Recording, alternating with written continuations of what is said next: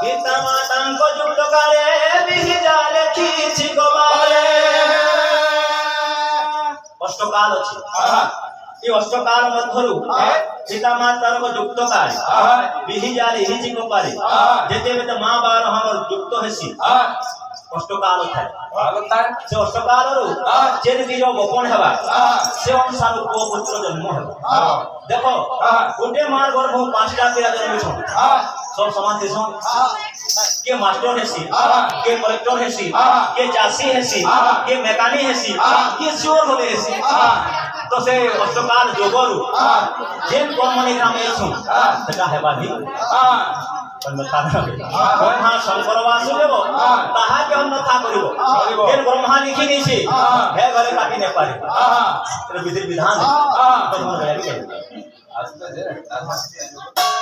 हां हां